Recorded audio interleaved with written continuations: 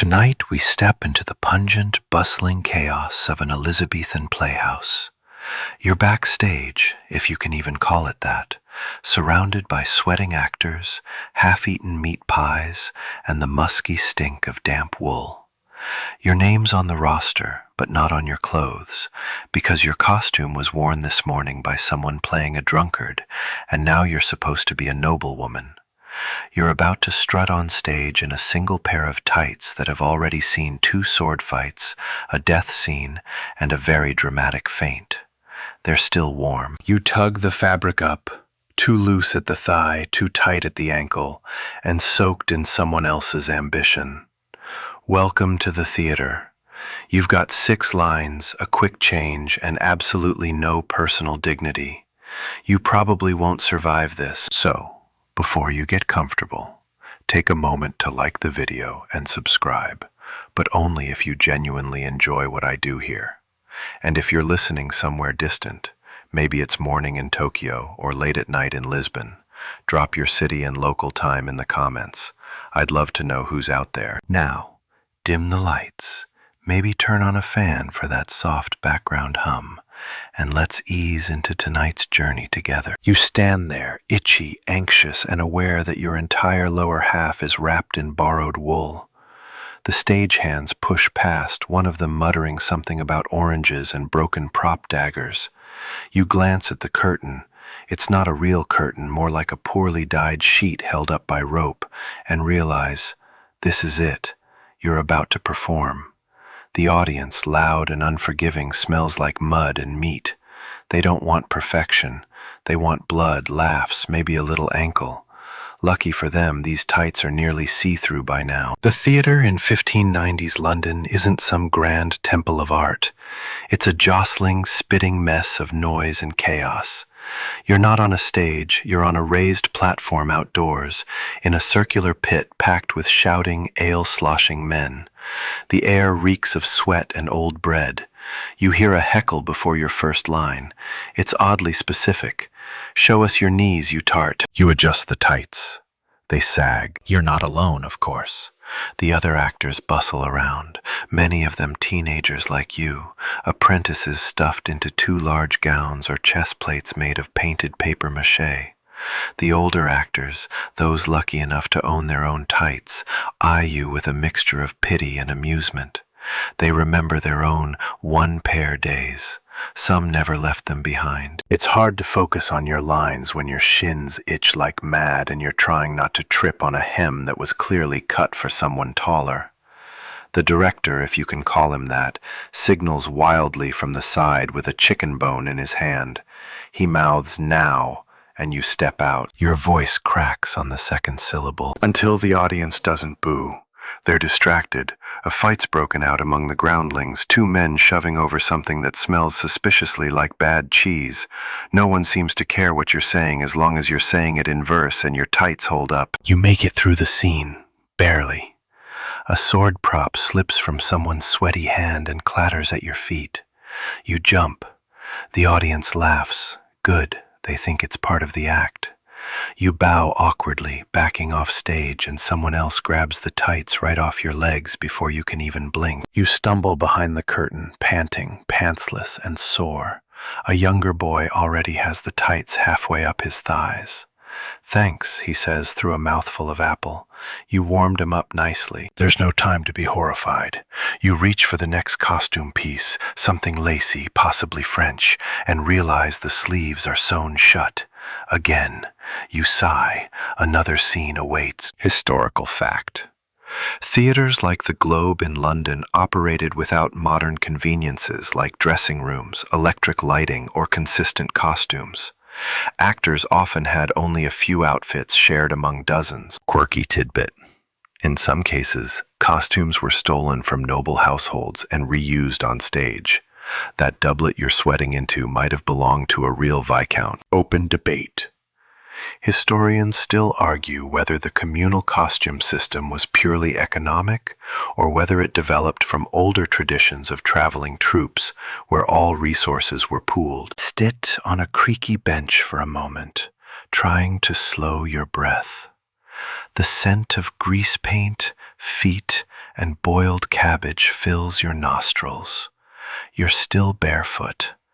Someone yells your name, hands you a wig made of horsehair, and you know it's time to go again. And yes, the tights? They're back in circulation already. You think you've grown used to the smell. You haven't. The moment you step back onto the stage, it hits you like a slap with a damp eel. The mingled aromas of mud, mildew, human sweat, and spoiled food rise like a visible fog. It's like performing in a cheese cellar, if the cheese were worn by 400 people stuffed shoulder to shoulder, many of whom haven't bathed since Lent. And yet, here you are, reciting your lines with poise or something like it, as the scent of fermenting oranges wafts up from the pit. It's not entirely the audience's fault. These are the groundlings, after all, the penny-apiece crowd who stand packed into the open-air yard beneath the stage. They don't get benches, they get mud, beer, and elbows, and they return the favor by getting loud. They cheer, they groan, they hurl apple cores at actors who flub their lines. Sometimes they don't even bother aiming for the bad ones. You've just been hit in the shin with a rind. Still, you soldier on. Because this is the Elizabethan theater, and what it lacks in comfort, it makes up for in spectacle. The actors leap, duel, die dramatically, and rise again 3 scenes later in a different costume. Well, not different, just turned inside out, or belted in a new way. And the tights? They're back on you, already souring. You try not to breathe through your nose. Let's not pretend the theater itself helps. The building creaks. The thatched roof above the stage leaks when it rains and bakes like a kiln when it doesn't. The wooden beams are splintery, the painted backdrops are peeling, and the smoke effect involves someone blowing powdered resin through a reed. You can't count how many actors have inhaled that and then wheezed through their monologue like asthmatic donkeys. Behind the curtain, if the term curtain even applies to that sagging, stained cloth, chaos reigns. Props are strewn across the floor, a broken chalice, a fake severed hand, someone's actual lunch. There's a chicken. No one knows whose. Your costume consists of a once fine tunic that smells strongly of pickled onions and, yes, those tights. Again. The company only owns one decent pair. Their thick wool, dyed a once deep crimson, now faded to a sort of liver-spotted pink. The heels are reinforced. The knees have been patched so many times they look like quilted armor. They've survived 3 winters, 2 floods, and 1 very embarrassing fall off the stage. And yet, they remain the prize of the wardrobe trunk. You've seen grown men argue over who gets to wear them for the big soliloquy. Not because they're glamorous, no, they're itchy and faintly crunchy, but because they don't have holes in the crotch. That's rare. That's luxury. But the tights don't just smell bad. They absorb the theater. The sawdust, the oil smoke, the sweat of the person who had them on before you, layer after layer of scent and sorrow. They're like a museum of misfortune wrapped tightly around your legs. Historical fact. The Globe Theatre, built in 1599, had an open roof, meaning performances were subject to the whims of London weather. Rain meant slippery boards, soggy audiences, and moldy costumes. Quirky tidbit. Groundlings often relieve themselves in corners during longer plays. The smell? Not just imagination. There were no public toilets at the theater, just corners. Open debate. Historians still argue whether audiences were drawn more by the stories or by the rowdy, carnival-like atmosphere of the venue. Was Shakespeare the star, or was the crowd itself the real entertainment? As your scene ends and you limp off stage with a mild sprain, you've slipped on a half-sucked plum. You hand the tights off again. A boy snatches them from you with the reverence of someone being handed a relic. He doesn't thank you. He's too busy stepping into them while shoving an onion pasty into his mouth. You wipe your hands on your tunic and realize that was a mistake. It wasn't clean. It never was. Backstage, someone's passed out on a pile of costumes. Another actor is trying to glue a fake beard back on with tree sap.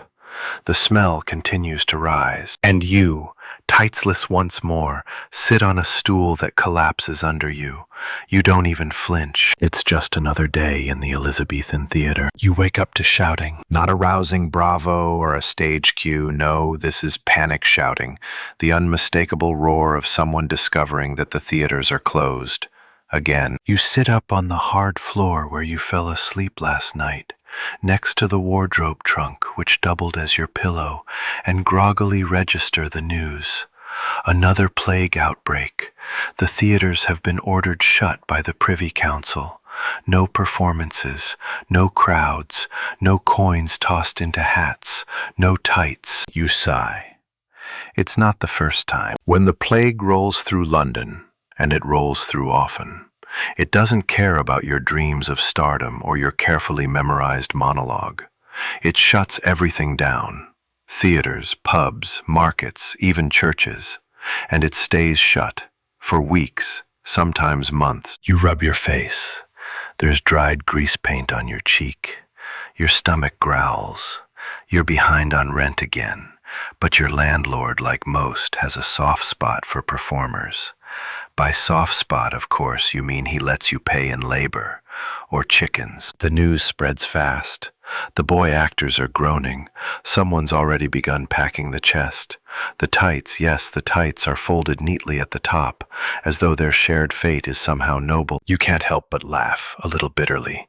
The tights never rest. This isn't just inconvenient. It's existential. Theater companies during plague closures are suddenly without income, often for months at a time. And there's no royal bailout waiting in the wings. You're not a noble. You're a guy who juggles daggers and cross-dresses for applause. The actors scatter, most of them heading out of town. Some will try their luck with traveling shows. Others will pick up odd jobs, farming, brewing, even street performing. One actor once tried dog walking for a city without many dogs. He lasted a day. You, meanwhile, stay behind with a few of the diehards. Someone suggests writing a new play. Another wants to repaint the scenery. Someone else just shrugs and plays a sad tune on a lute missing 2 strings. The plague notices go up around the theater like bad reviews. By order of the council, this house is to remain shut until further notice. You start to itch. Psychosomatic, probably. But you know those tights haven't been washed in weeks. And the worst part? Even without shows, you still owe the wardrobe keeper rental fees for the use of shared costumes. Yes, you heard that right. The companies often operated as cooperatives. You got a cut of the profit, but also a share of the costs. And since the tights technically belong to the company and you wore them last, you're on the hook for cleaning, mending, and a share of their maintenance. Maintenance. For an item that's more whole than hosiery. You sit in the empty theater, watching dust motes swirl in the sunbeams. The audience benches are silent. The stage feels smaller when it's not shouting lines back at you. Historical fact. During plague outbreaks, Elizabethan theaters like the Globe, the Rose, and the Swan were regularly shuttered by law. London feared large crowds becoming hotbeds of infection. Quirky tidbit. Some actors during closures took to performing clandestine plays in taverns or private homes, often in drag and sometimes in tights they stole from the company trunk. Open debate. Historians still argue whether Shakespeare wrote his greatest plays during the plague closures or whether he was focused on surviving, like everyone else. You eventually decide to pawn your second-best shoes. Not your performance shoes, those are held together with twine and theatrical hope, but the pair your mother gave you when you left home to chase the stage. You get a few shillings, enough for food, maybe enough for the landlord to stop threatening to sell your scripts for kindling. By week's end, the troupe has splintered. Your lead actor is now managing a duck farm. The comic relief is selling rat traps. You stay behind, clutching your lines and staring at the silent wardrobe trunk. The tights are still in there. And somehow that comforts you. You've never quite understood how a pair of woolen leg tubes could cost more than a week's rent. Until now, you're at the market, which is really just a series of crates and shouting people beneath a half-collapsed awning. There, hung like sacred relics from a weathered beam, are two, count them, two pairs of tights. One in marled brown, the other dyed with what the merchant swears is imported indigo, but you suspect is just mashed up berries and bravado. 10 shillings, he says flatly, scratching something unpleasant near his ear. You blink. That's more than your share of last month's rent. That's 3 weeks of porridge and ale. That's ridiculous. But it's not a scam. Not really. Tights, or hose, weren't just clothing. They were infrastructure. In an era before elastic waistbands and synthetic blends, tights were hand-stitched, custom-shaped, and reinforced to survive the rigorous abuse of walking, fencing, acting, sweating, and being aggressively heckled. A good pair was an investment. A great pair was heirloom material. A clean pair, nearly mythical. You shuffle away from the tights merchant with empty pockets and legs chilly from the wind. Back at the playhouse, someone's tacking together the new roster for the upcoming season, assuming the plague doesn't return like a bad subplot. You're assigned 3 parts, none of which involve wearing pants, just long tunics. That means yes, tights.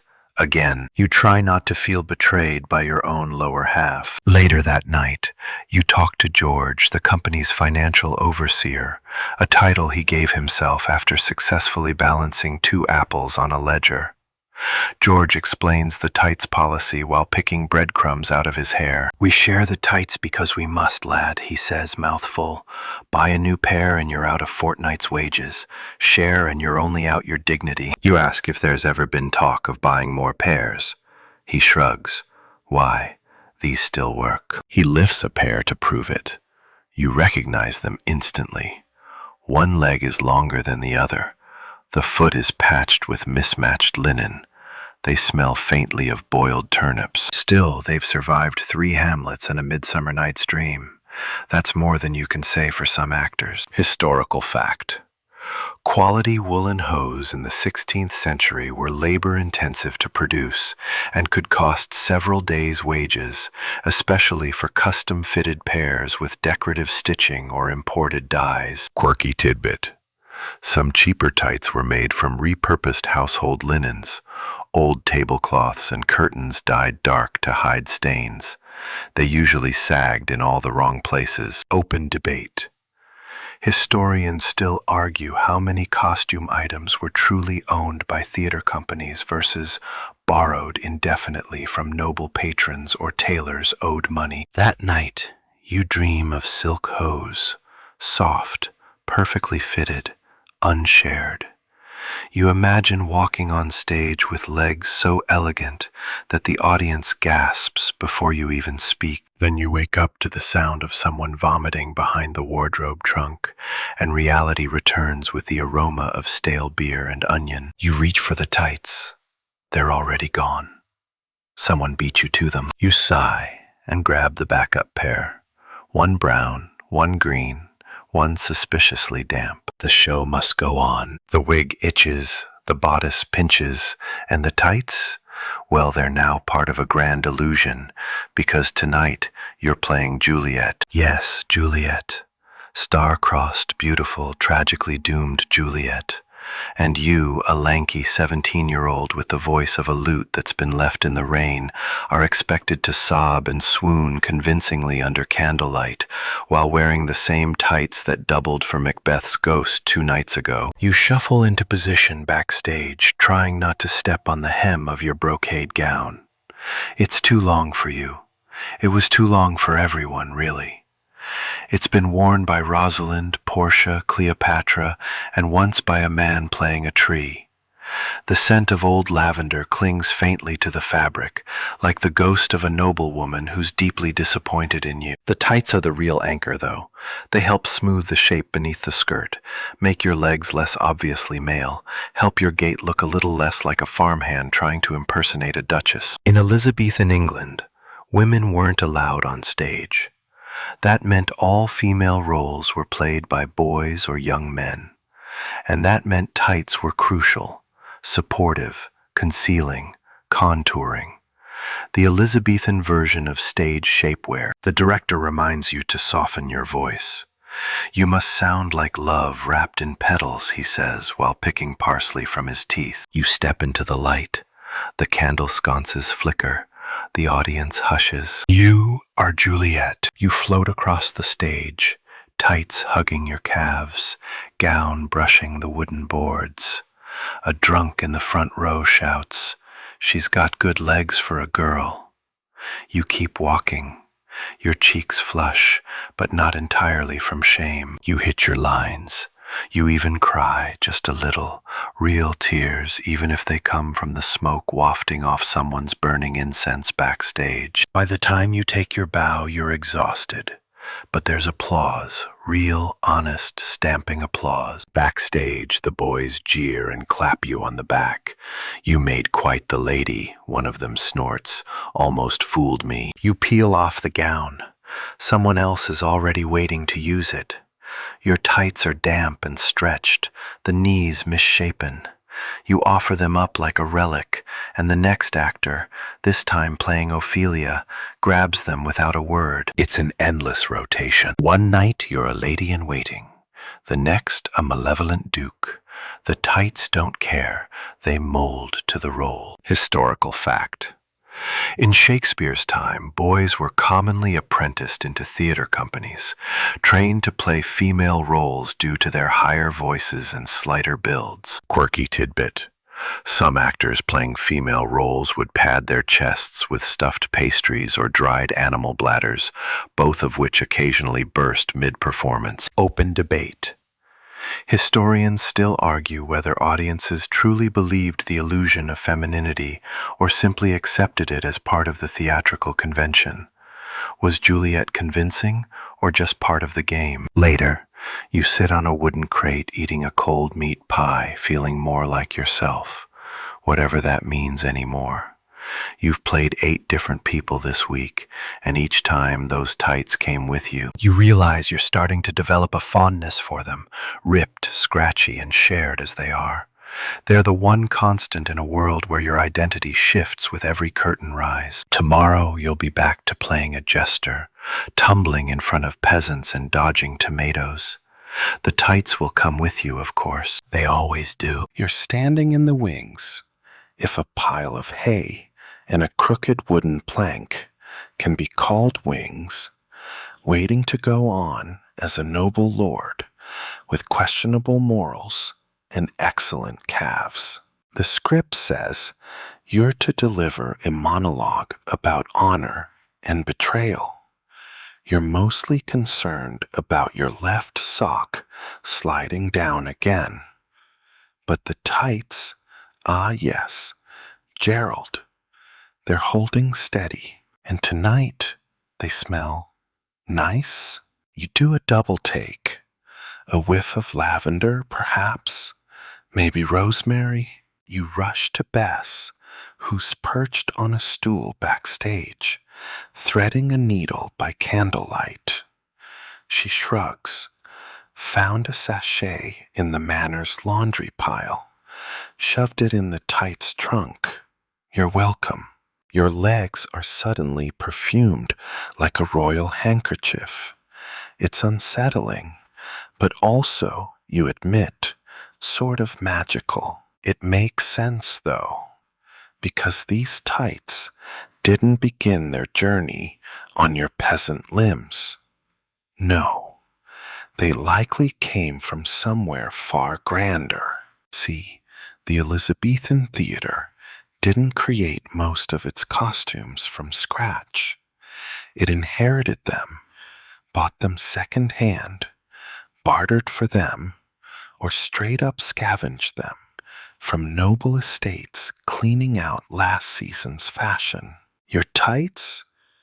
They may have once belonged to a minor earl, or at least his very fashionable valet. Theater companies would regularly purchase cast-off clothing from aristocrats, sometimes directly, sometimes through brokers, sometimes at auctions held after a noble's untimely death by hunt or duel or indigestion. And when a nobleman's style fell out of favor, perfect. On stage, it went. Velvet doublets became pirate captains. Damask gowns turned into queens. Shoes with buckles were suddenly part of a monk's costume. Gerald, with his fine stitching and faded red dye, likely walked the halls of privilege long before he trudged across splintery floorboards under your aching feet. You like that idea. It adds a certain gravitas to your scenes. You're not just an actor. You're a walking remnant of somebody else's ambition.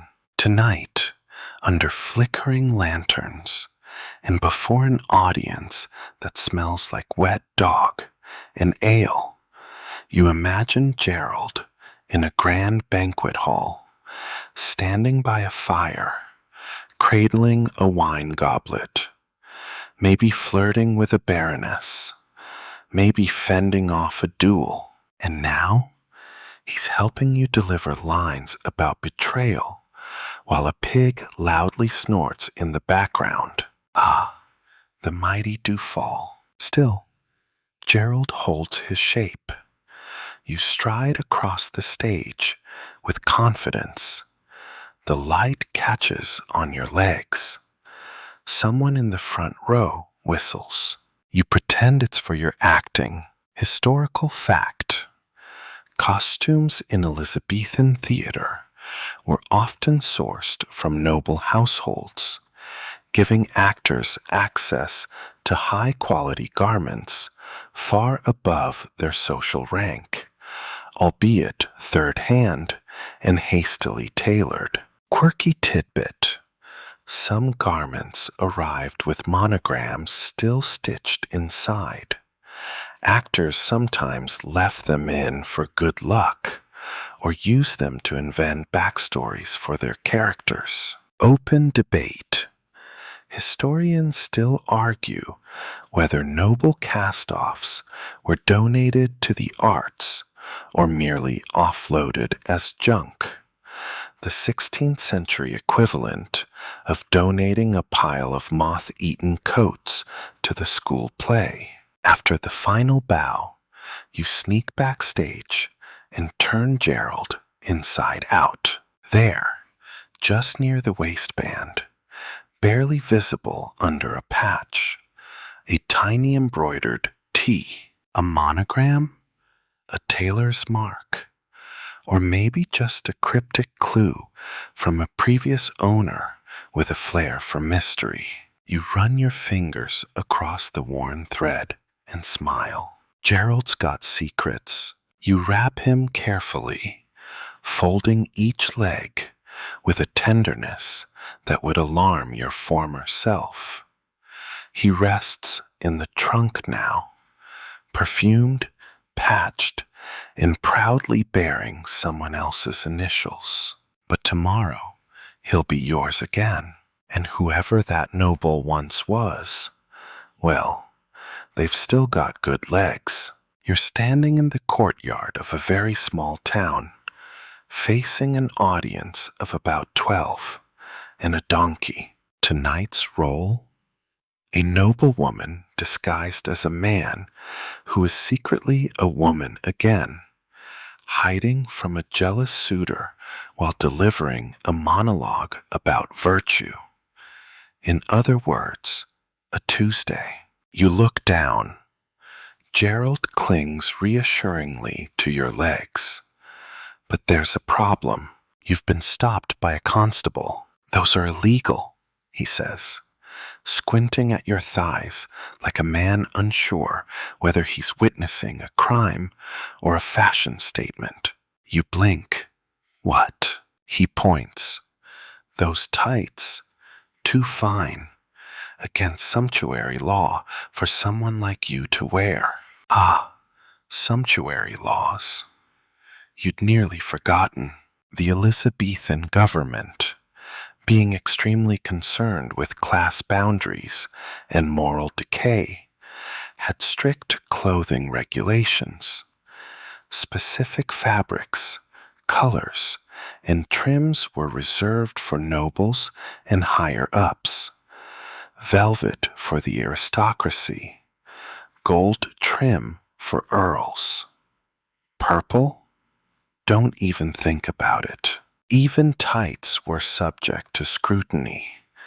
If they were dyed too rich a color, or stitched with expensive thread, or worn with accessories that suggested wealth, you could find yourself fined, or worse, banned from the stage. You try to explain. They're theater tights, stage property. The constable frowns. Theater or no, you look suspiciously well dressed in the thigh. That might be the strangest compliment you've ever received. Fortunately, your director, ever the diplomat, rushes over waving a crumpled letter. It's an official permit, stamped by someone vaguely noble, granting your troupe permission to break the law for artistic purposes. Sort of. It reads, this company may don such garments as required for performance, provided they do not perform sedition, heresy, or suggest that the queen has goat feet. The constable grumbles, but backs off. You resume your preparations. Gerald survives another scandal. Backstage, red, behind a barrel, the others are having similar troubles. One actor's hat has been confiscated for appearing too lordly. Another was nearly arrested for having buttons made of actual brass. You never thought playing pretend could lead to public legal disputes.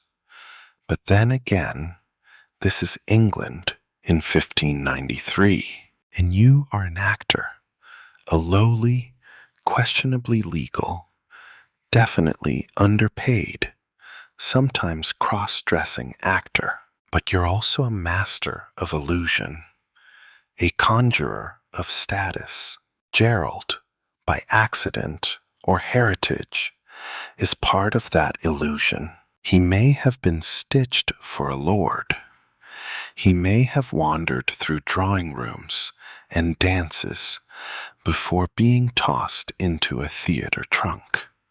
Now he performs nightly for bread crusts and the occasional whistle, and he wears the role beautifully. Historical fact: sumptuary laws in Elizabethan England strictly controlled what different social classes could wear. Even specific types of lace, fur, and dyes were regulated by rank. Quirky tidbit: theater companies often had to obtain special licenses to allow their actors to wear forbidden garments on stage. Otherwise, their costumes could be confiscated or fined. Open debate. Historians still argue how strictly these laws were enforced in practice, especially for traveling players. Were actors often harassed or mostly ignored in rural areas?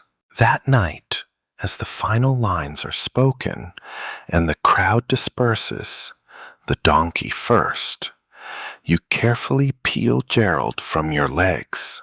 You inspect him in the candlelight. The reddish dye, once vibrant, now has a dusty dignity. The thread at the seams is loose. The left knee is holding by sheer willpower, but still too fine for a peasant, too fine for you. And yet, you both keep performing. You fold him slowly, tuck him under your arm, and look up at the stars. Tonight, you didn't just break a law, you broke a boundary. one pair of tights at a time. You've decided to take your chances with laundry. It's a bold move. Some would call it reckless. Others would call it theater suicide. But after 3 straight days of performing in tights that now stand up on their own, you've reached your limit. You squint into the chipped basin, filled with a dubious mix of rainwater, lye soap, and bits of straw. The laundry girl, Bess again, of course, stares at you with a combination of pity and disdain. You know, she says, wringing out a cravat with alarming strength. Washing tights usually ends in tragedy. You nod. You've heard the stories. Woolen hose shrink, or warp, or develop new, unexplainable textures. If not dried perfectly, flat, stretched, shaded, they become stiff as boards or saggy as old fruit. And God help you if you hang them too close to the fire. But Gerald needs a bath, desperately. You gingerly lower him into the basin. The water changes color almost instantly, from clear to a murky soup of gray and greenish. Is that? No, you don't want to know. You whisper a soft apology.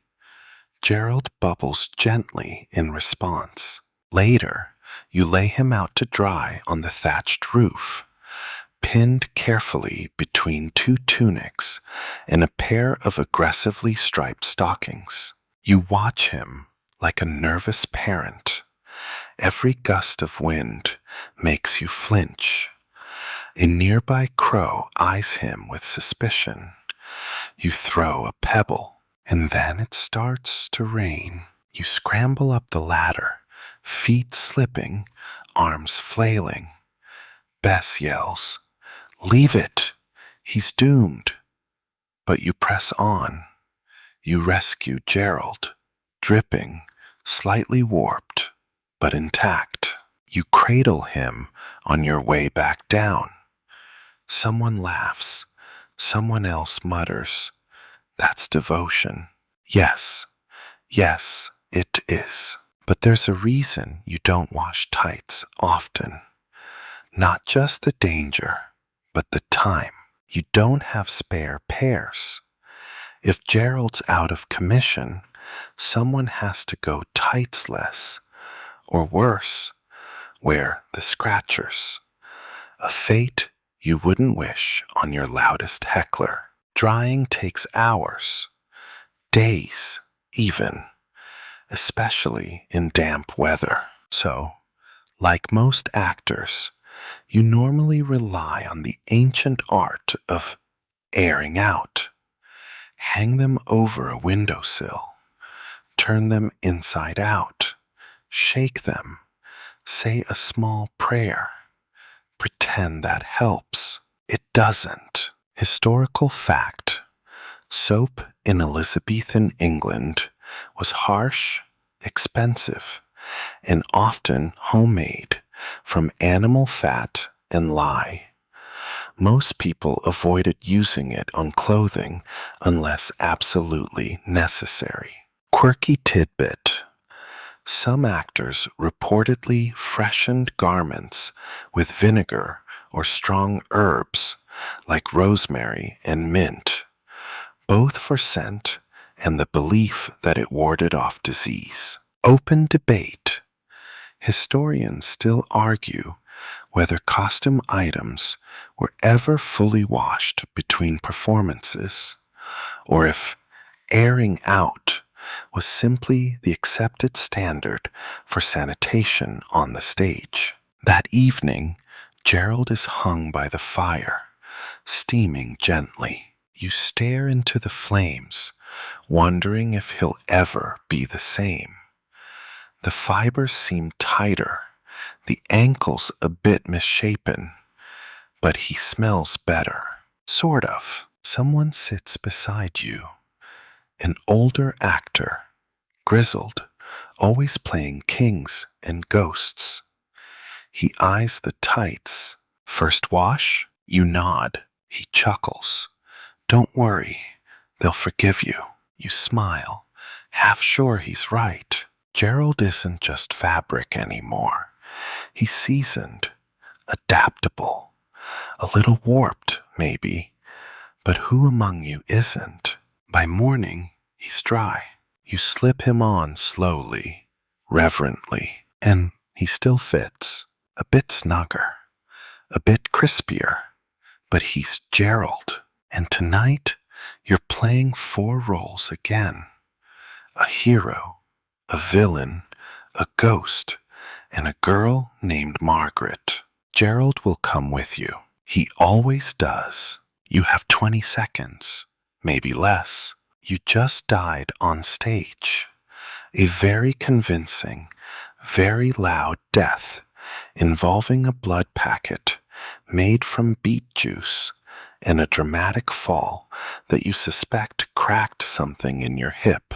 Now you have to rise from the dead, sprint behind the set, tear off a doublet soaked in fake gore, grab a wig, and return as someone's wise old uncle. All in 20 seconds. Gerald, mercifully, stays on.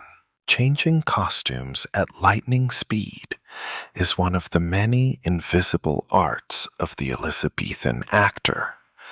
There's no stage crew, no dressers with clipboards and Velcro, no backstage wardrobes neatly labeled by size.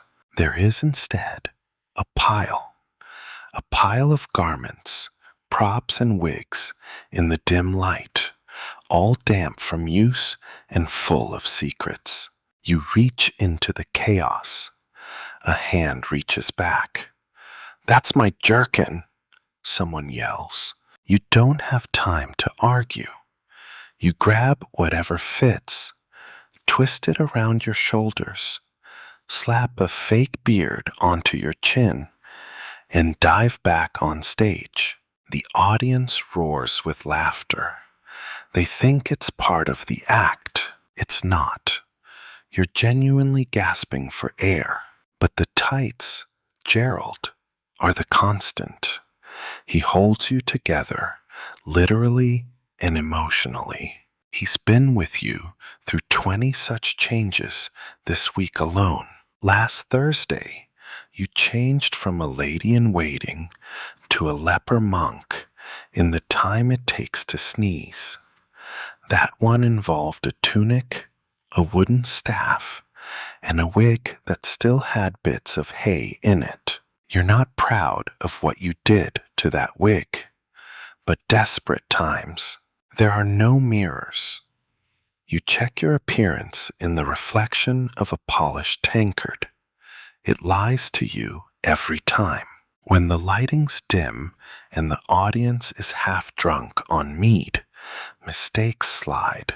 Mostly, there was that time your skirt caught fire from a misplaced candle, and you extinguished it by leaping into a rain barrel. The applause afterward was thunderous. They thought it was choreography. Behind the scenes, everything is pure improvisation. Props get swapped, lines get skipped. Scene changes happen with the grace of a bar fight. Sometimes 2 actors wear the same costume in different scenes. One enters stage left as a nobleman. The other exits stage right as a pirate, both in Gerald. It's not just multitasking, it's survival. Historical fact: Elizabethan plays were performed in rapid succession, often with multiple shows per day. Actors had minimal time between scenes, requiring lightning-fast costume changes and efficient backstage scrambling. Quirky tidbit. Some companies designated a change corner behind the stage curtain where actors would strip and redress in semi-darkness, often assisted only by candlelight and muscle memory. Open debate. Historians still argue whether these costume changes were rehearsed or simply developed through repetition and chaos, honed over dozens of shows without formal choreography. Back in the wings, your heart pounding like a festival drum, you collapse onto a barrel. You're sweating through every layer, including Gerald. A fellow actor slaps your shoulder. Uncle Crispin never looked so panicked. You grin. He just died 5 minutes ago. Cut him some slack. They laugh. You laugh. Someone hands you a cup of weak ale. It tastes like vinegar and mud. You sip it anyway. You glance down. Gerald's knees are stretched. The ankle has a fresh rip, but he made it. You made it. And in a moment, you'll be back out there again, playing a ghost, or a goat, or a goddess of vengeance, depending on which script is up next. You don't even check anymore. You just wait for your name to be shouted and your tights to hold. And they always do. The tights are torn, not just frayed, not just thinned, torn. A real, unmistakable, crotch-to-knee rip that reveals more than the audience ever paid to see. You discover this mid-performance, naturally. You're leaping across the stage, dueling, shouting in verse, basking in the thrill of a well-delivered insult. And then it happens. A little too much flair in your lunge, and rip, the crowd gasps. Or maybe it's just you. You finish the scene as quickly as humanly possible. Legs pressed tightly together like a penguin with a secret. Backstage, panic erupts. Gerald is crumpled on a bench, a gaping wound in his side. The costume trunk is empty. The backups are out. One is on a cross-dressing jester, and the other is being used to plug a hole in the roof. You consider wearing nothing. You consider faking a death scene that removes your character from the rest of the show. You even consider wrapping your legs in parchment and pretending it's symbolic. Bess, ever practical, appears beside you with a solution. Turn Gerald inside out. You blink. That's it? She shrugs. New outside. Old problem. You're back on stage a minute later. Seams exposed. Patches glaring. But the rip is hidden. Mostly. You keep your movements minimal. No high kicks tonight. And oddly, it works. The audience, half blind in the smoky candlelight, doesn't notice. Or they assume it's a costume choice. Someone whispers, "Interesting design, bit rustic." You bow modestly. The tights survive another day. This isn't the first time they've betrayed you. Last week, the waistband snapped mid-curtsy, and you had to finish the act with one hand gripping your hip like a tragic philosopher. But you forgive them every time, because in this world, everyone is held together by a few threads. Gerald's just more honest about it. After the show, you sit cross-legged on the dressing blanket. Yes, that's a thing. And examine the damage. Bess stitches quickly. The needle moves like a violinist's bow, and soon the tear becomes another scar in a long history of backstage emergencies. You wonder how many other actors have suffered similar indignities. How many heroic monologues have been delivered while one leg of the tights sagged lower than the other? You've learned tricks. Tie a ribbon around the waist if the band's loose. Use a scrap of bread to soak up moisture in the boots, not a joke. Distract the audience with a loud prop if your tights slip mid-scene. Historical fact: Elizabethan actors often reused damaged costumes by hiding flaws creatively, turning garments inside out, layering or patching them with materials from unrelated pieces. Quirky tidbit: some actors had superstitions about certain costume items, refusing to go on stage in an unpatched pair of tights or insisting they only wear left foot first. Open debate. Historians still argue whether audiences were aware of these emergency fixes or if theater magic truly concealed the chaos behind the curtain. Back in your corner of the stage, Gerald rests on a clothesline, steam rising as the fire dries his latest stitches. You sip watered wine and look around. Someone's rehearsing lines to a chicken. Someone else is dancing in too small boots. And you're grateful, because even ripped, even reversed, even barely holding shape, Gerald performs. He's not just a costume piece. He's a symbol of endurance, of theater, of legs that refuse to quit. You lean back, exhale deeply, and smile. He'll be ready again by morning. You're halfway into a costume when you realize the tights are missing. Not the backups, not the itchy ones you loathe with every fiber of your being. Gerald, gone. Panic grips you. You toss aside a velvet sash, check under the bench, peer into the prop bucket, which smells suspiciously like sardines. Nothing. You ask Bess. She shrugs. Apprentices change the lineup.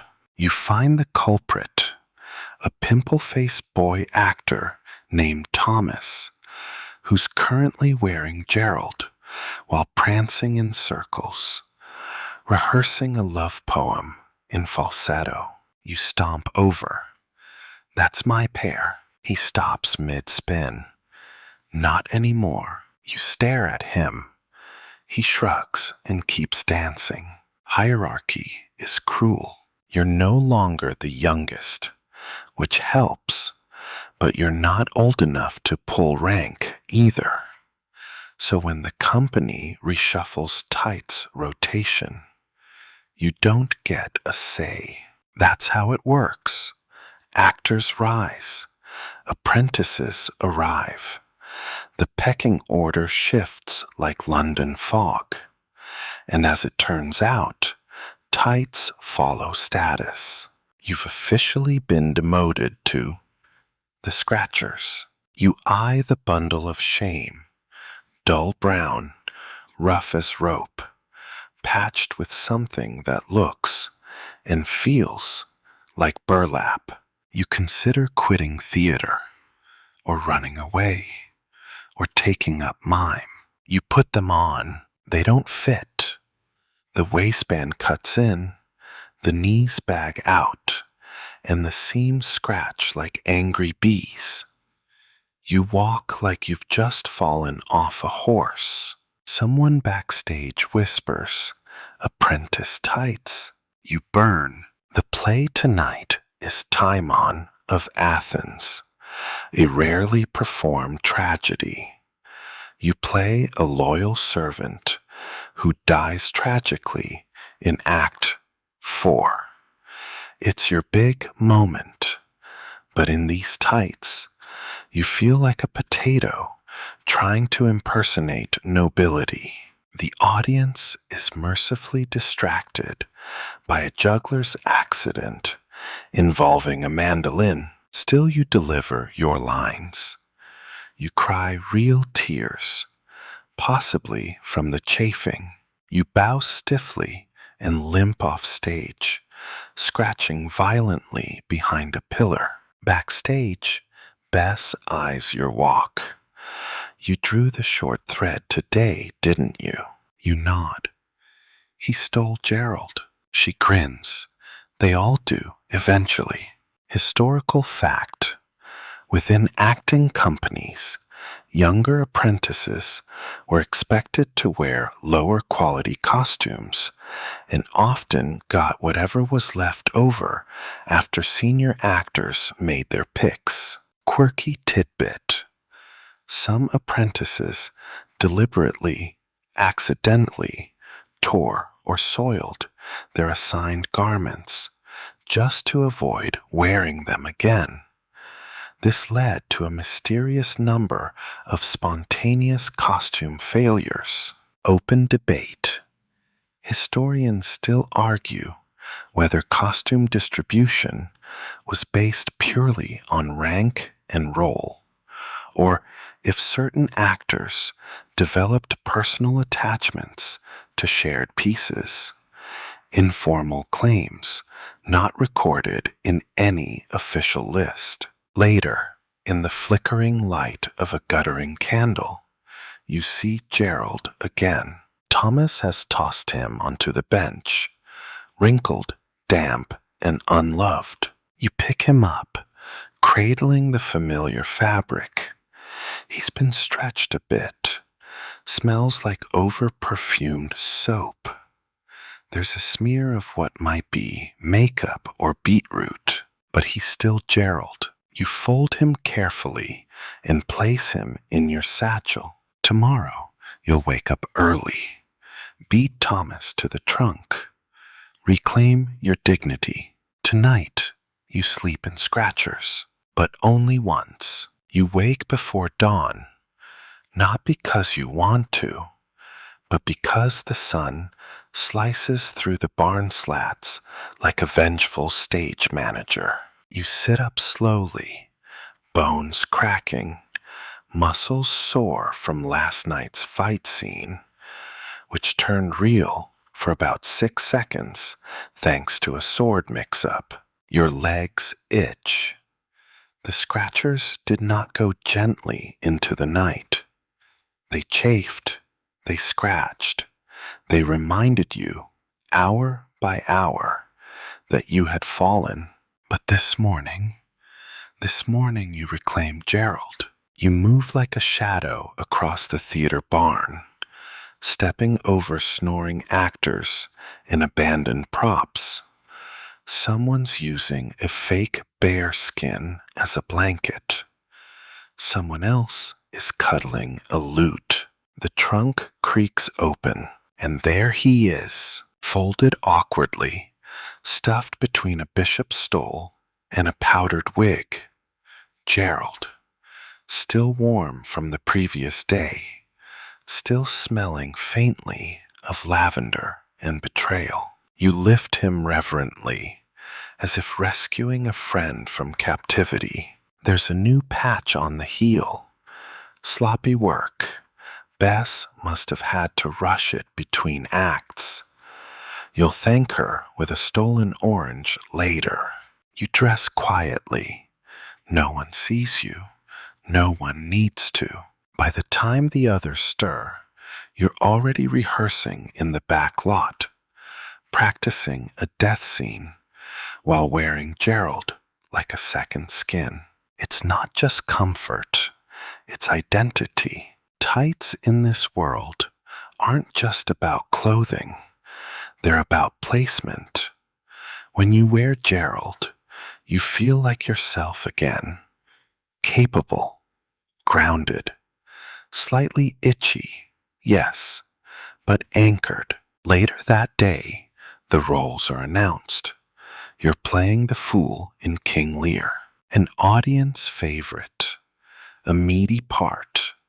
You bow theatrically to no one in particular.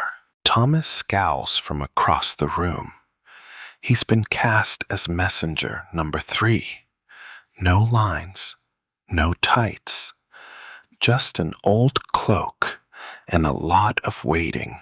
You savor the reversal. During the show, you leap, you somersault, you mock kings and fate. You do it all with confidence because Gerald hugs your legs like a woven prayer. The crowd laughs at your lines. Even the donkey seems amused. And then, disaster. In Act 3, just as Lear shouts his fury to the storm, your foot catches on a warped board. You stumble. Time slows. You crash sideways into a bucket of props, knocking over a tin crown, a ceramic goblet, and something that may have been a real chicken. The audience gasps. Someone snorts. You rise, drenched in dignity, covered in hay, and deliver your next line flawlessly. A beat, then applause. The tumble has been adopted as part of the character. A bold choice, an interpretive gesture. You bow again. Historical fact. Fool characters in Elizabethan drama often had the most complex, layered lines, allowed to critique kings, mock the powerful, and speak uncomfortable truths under the guise of humor. Quirky tidbit. Some actors deliberately tripped or fumbled props for comedic effect. Audiences expected spontaneity, even if it came with bruises. Open debate. Historians still argue whether certain mistakes in Elizabethan theater were accidents embraced by clever actors, or scripted chaos made to appear accidental. After the curtain call, and after rescuing the mildly offended chicken, you retreat backstage. Gerald is slightly torn at the inner thigh. Nothing major. You patch him quietly under candlelight, using thread borrowed from a pirate costume and a needle you keep tucked in your belt. The others don't notice, but Bess sees. She nods. No words needed. Tonight, Gerald sleeps beside you, tucked into your pack, not out of fear of theft, just respect. Tomorrow may bring more changes, new roles, new tights rotations. But tonight, at least, you're back where you belong, wrapped in wool, balanced in yourself, and scratching only a little. It happens during a sword fight. The duel is choreographed, sort of. You know when to parry, when to fall, when to cry out with theatrical anguish. The audience loves a good duel, especially when the clashing blades throw sparks off the flint-painted props.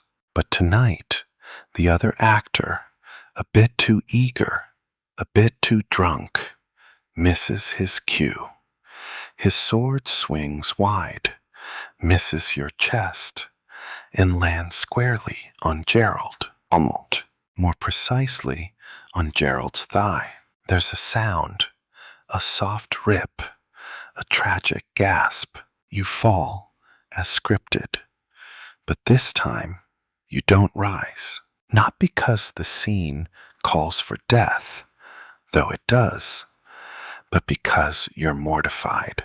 The tear is small, but perfectly placed, a jagged crescent along the inner thigh, revealing just enough to make movement risky. You shuffle off stage sideways, clinging to your dignity like a drowning man to driftwood. Backstage, Bess stares at the damage. She grimaces. That's no patch job. That's surgery. You nod, already peeling Gerald off with the tenderness of a medic. The room falls silent. Someone mutters, "He's out of commission." Your heart sinks. The performance continues. A scene without you. A scene you rehearsed for weeks. But you're benched in your long linen undershorts, watching from the wings. Gerald lies limp in your lap. The rip stares back at you like betrayal. He's not invincible after all. Later, the director gathers the company. "That was a fine fight," he says, pretending not to notice the ruined tights in your hands. But props are not to be actually stabbed, nor actors. Let's be clear. Thomas snickers. You shoot him a look, but even he knows Gerald's injury affects everyone. There's only one pair like him. The next day, the costume trunk feels emptier. You try the backups, the scratchers, the beige nightmares, even the patchy pair with one leg shorter than the other. But none of them fit like Gerald. None move with you, breathe with you, catch the light at just the right angle. The performance suffers. You fumble lines. Your timing's off. You trip over a hem and forget the second half of your monologue. Someone in the crowd coughs pointedly. That night, you sit alone with a needle and black thread. The rip is deeper than it looked. The weave around it has begun to fray. You reinforce it with a strip of leftover lining from an old bishop's robe. It smells faintly of cloves and wine. You stitch for an hour. 2. The candle burns low. By morning, Gerald is whole again. Not the same. Never the same. But stronger. A little ugly. A little crooked. But his shape is back. Historical fact. Costume damage during performances was common. Repairs were often done overnight by actors themselves or by apprentices, using whatever fabric or thread was available. Quirky tidbit. Actors frequently used clove, rosemary, or orange peel inside torn garments, both to mask odors and, some believed, to ward off misfortune. Open debate. Historians still argue whether costume repairs were recorded systematically by companies or handled informally, passed down as part of the actor's backstage knowledge. The next night, you put Gerald back on. Slowly, carefully, you take the stage as a prince in disguise, wearing patched tights and a crown made from painted cork. The audience doesn't notice the stitches, or maybe they do, and they cheer anyway, because you move like yourself again. You remember your lines. You land the joke. You own the stage. And as you bow, one hand over your heart, one foot forward in a classic pose, Gerald gleams faintly in the torchlight. Reborn. The sun is setting behind the inn as you pack up the last of the props. The wooden swords go into a sack. The scrolls into a cracked leather satchel. The masks, 3 comedies, 2 two tragedies. In one that inexplicably smells of fish, get wrapped in linen and tied with twine. And Gerald, he's folded neatly in your lap.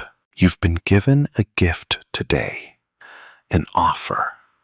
A rich patron who saw your last performance has invited you to join a more prestigious company in London. One with better lighting, higher wages, individual costumes. You'd get your own tights, custom fitted, clean, unshared. Gerald would stay behind. You sit with the offer in your hand, and Gerald draped over your knees like a loyal old dog. The choice should be easy. Fame, coin, recognition. But it isn't. You remember what it was like your first week in this troupe. Cold mornings, long rehearsals, sweaty afternoons, half-eaten pies, and 40 costume changes in 3 days. You remember tripping over your lines, borrowing doublets from dying kings, and wearing Gerald backwards for an entire scene without realizing. You also remember laughter, camaraderie, the smell of sawdust and onions, the way the crowd gasped when you got a speech just right.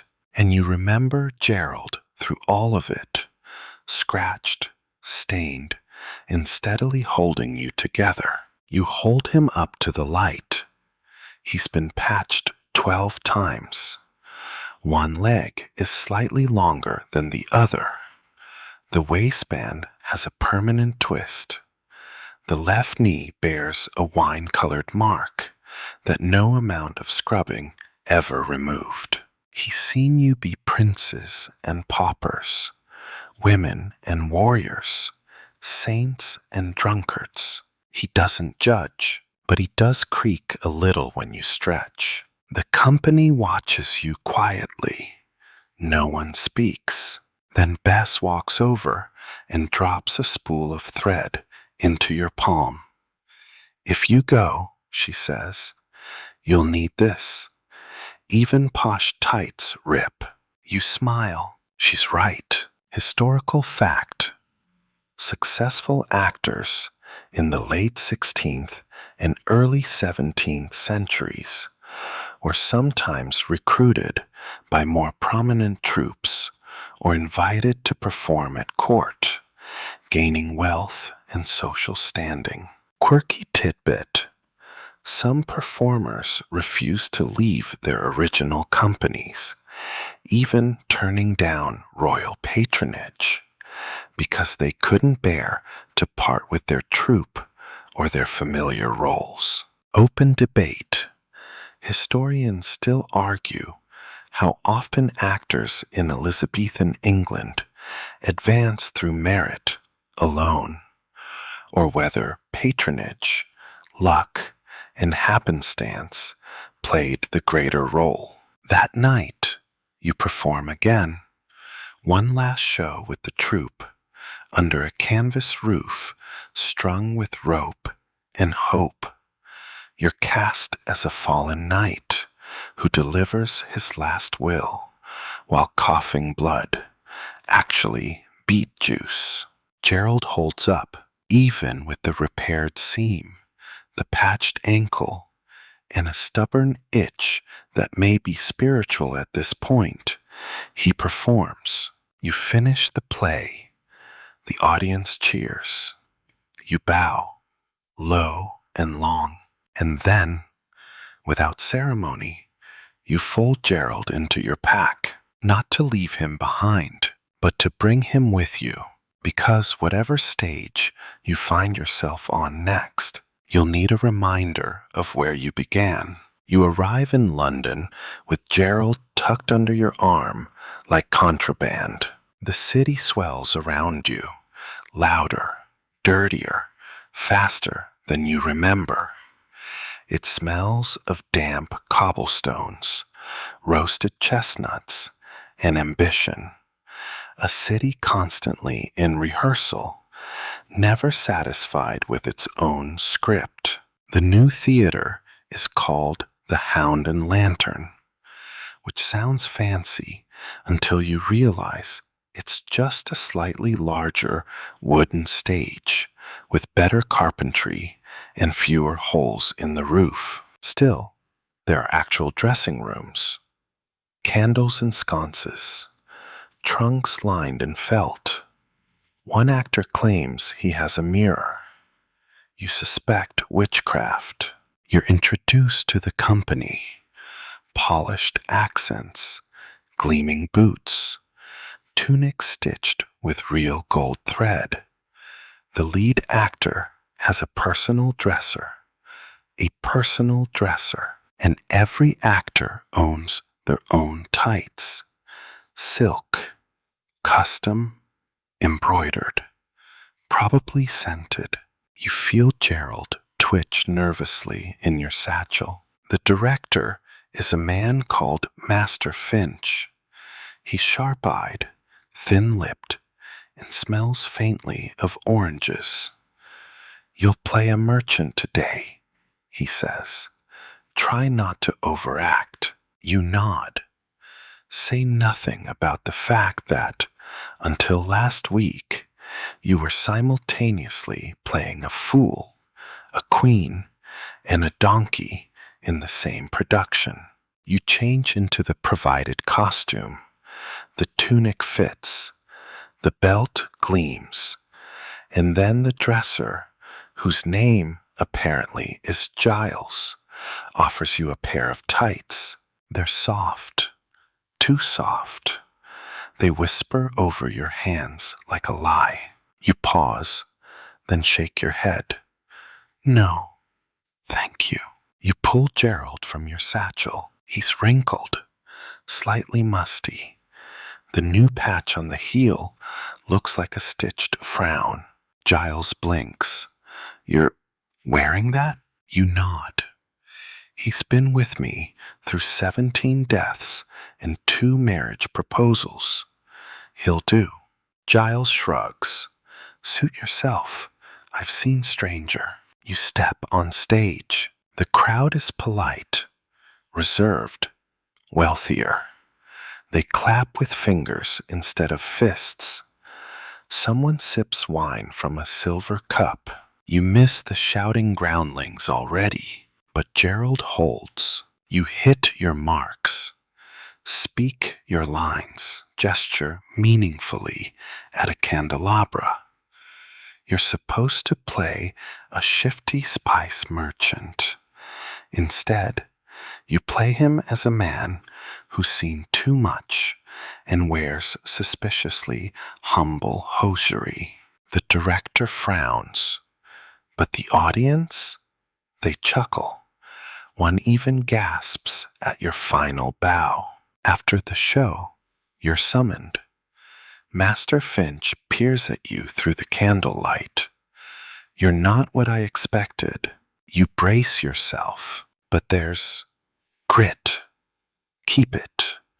The audience needs to believe someone's actually been outside before. You nod and exit before he changes his mind. Historical fact: London theater companies often had stricter roles and more ornate costuming than their touring counterparts, but they valued authenticity, especially in low-born characters. Quirky tidbit: some actors intentionally wore slightly worn garments to add realism, even when fresher pieces were available. It made them more relatable to the crowd. Open debate.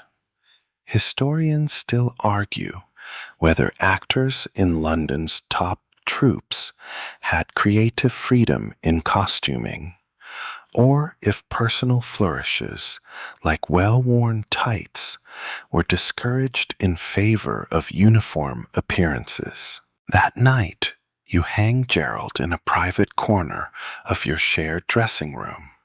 A single nail, a quiet patch of wall. He dries in peace. Another show awaits tomorrow. A different part, a different crowd, but the same tights, and that's all you need. You finally have your own pair. It's not ceremonial. There's no trumpet fanfare or congratulatory goblet of wine. Just a quiet moment backstage. A folded bundle of cloth placed neatly on a bench, and your name stitched clumsily into the waistband in red thread. Yours. The new tights are soft, light, tailored, a perfect fit. They don't itch, they don't sag. They smell like lavender and fresh linen, and still you hesitate. Gerald sits nearby, folded with the practiced solemnity of a knight's shroud. His seams are faded, his patches numerous. He no longer returns entirely to his original shape. One toe has become permanently twisted, like it's trying to point at the moon. You pick up the new tights, admire the even stitching, the elastic at the waist, an actual innovation. Then, quietly, you lay them aside. You pick up Gerald. You slide him on slowly, as if the very motion is a ritual. Each tug is familiar, each wrinkle exactly where it should be. He fits you not like new clothes, but like memory. Tonight's performance is a celebration. The company is staging a revised Much Ado About Nothing, with extra songs and far too many plum tarts passed around beforehand. You're playing Benedict, your best role yet. The crowd laughs from the moment you appear. You pace the stage with confidence, throwing out jokes, rolling your R's, leaping from wooden stair to balcony with the energy of a man who's finally earned his place. And when you bow at the end, they cheer, really cheer. You stand there, soaking it in. You deserve this, and so does Gerald. Later, in the quiet dressing room, you sit with him in your lap. You don't fold him this time. You just rest.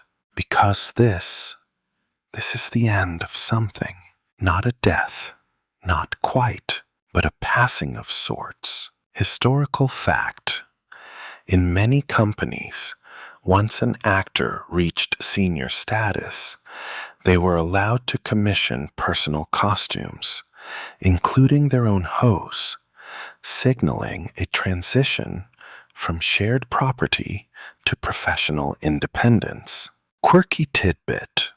Some actors refuse to discard their old costume pieces, keeping them in trunks or even incorporating fragments into newer garments as lucky charms. Open debate.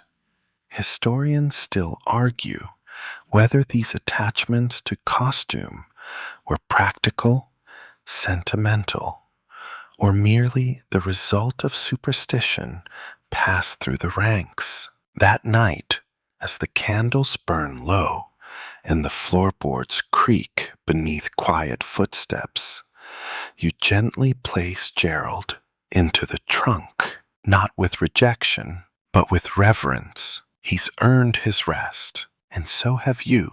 You glance at the new tights. They shimmer faintly in the half-light. Clean, promise-filled. Tomorrow, they'll be yours. But tonight, you sleep with wool on your legs and gratitude in your heart. And now, the stage is quiet. The crowd has gone home. The benches are empty. The lanterns flicker one last time before giving in to the hush of night. You sit alone, legs stretched across the worn planks of the stage, the scent of candle smoke and sawdust lingering in the air. There's a softness to this silence, not absence, but calm, the kind that arrives only after the final line, the final bow, the final echo of applause. Your breath slows. You lean back, feel the wood beneath you, the slight give of boards, shaped by decades of footsteps, some yours, some not. Gerald is folded beside you, resting now. His long journey through mud, laughter, heartbreak, and triumph has ended not in a discard pile, but in quiet honor. And as you close your eyes, you think of all the roles you've played, all the names you've borrowed, all the people you've become. It began with a borrowed pair of tights. It ends with you becoming someone all your own. Sleep comes easily now. The candle gutters. A rooster calls from somewhere far off. The first gray light slips through the cracks in the eaves. But in this moment, this tender wool-wrapped moment, you are still, whole, and ready to dream.